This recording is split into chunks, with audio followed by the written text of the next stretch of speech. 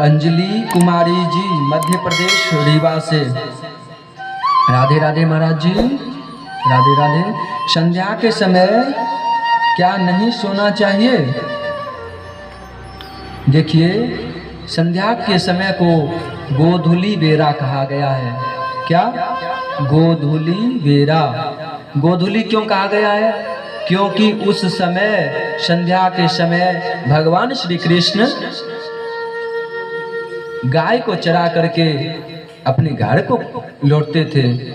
इसलिए जब गाय दौड़ दौड़ करके अपने जब घर की ओर जाती थी तो उससे जो धूल उड़ रही थी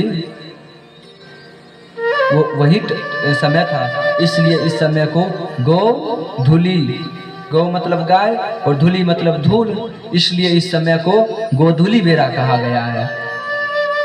और इस समय जब भगवान श्री कृष्ण गाय चरा करके लौटते हैं तो इस समय हम सबको, आप सबको भगवान की पूजा करनी चाहिए, ना कि सोना चाहिए।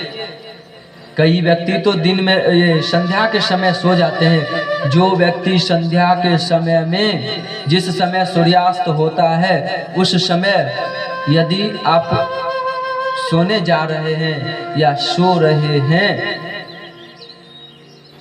तो जो भी व्यक्ति सोता है उसकी, वो व्यक्ति बीमारी से ग्रसित हो जाता है। उसके अंदर कई प्रकार की बीमारियां उत्पन्न हो जाती है।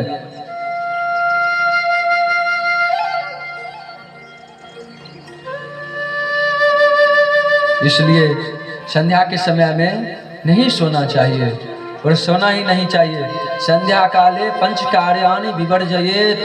संध्या के समय में 5 कार्य नहीं करना चाहिए। सबसे पहला, संध्या के समय में नहीं सोना चाहिए। दूसरा, संध्या के समय में कभी भी पढ़ने के लिए नहीं बैठे, नहीं तो संध्या के समय में आप जो भी चीज को याद कर रहे हैं वो विस्मरण हो जाएगा, अर्थात आप भूल जाएंगे। संध्या के समय में पढ़ा हुआ चीज भूल जाएंगे। इसलिए ब्रह्म मुहूर्त में पढ़ने का विधान रहा है हमारे यहाँ। और तीसरा, संध्या के समय में घर में, दुकान में, आप लोग कई बार प्रश्न करते हैं ना कि महाराज जी दुकान तो सब लगा दिए हैं लेकिन दुकान चलता ही नहीं है, व्यापार में वृद्धि ही नहीं हो रही है। ध्यान दीजिएगा, शाम को आप ना झाड़ू लगाइएगा ना ही पोछा लगाइएगा।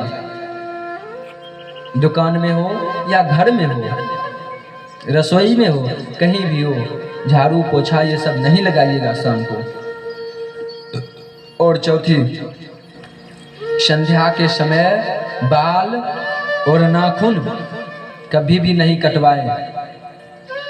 संध्या के समय बाल और नाखून नहीं कटवाएं। और अंतिम, संध्या के समय कभी भी गर्भाधान संस्कार नहीं करें। कई बार माता पिता अच्छे रहते हैं, माता पिता बिल्कुल सही है, लेकिन संतान उससे कुछ अलग हो जाता है। जैसे गोकर्ण जी कुछ अलग थे, वो संत स्वभाव के थे, और धुंधुकारी कैसा हो गया? खल हो गया, दुष्ट पापी ऐसा हो गया। इसलिए संध्या के समय में यदि आप गर्भाधान संस्कार करते हैं तो फिर आपसे अलग ही हो जाएगा आपका संतान।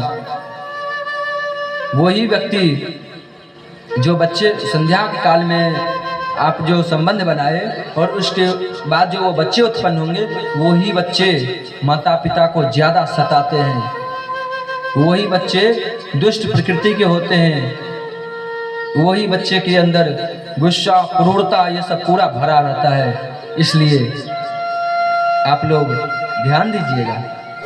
इसलिए ठीक है।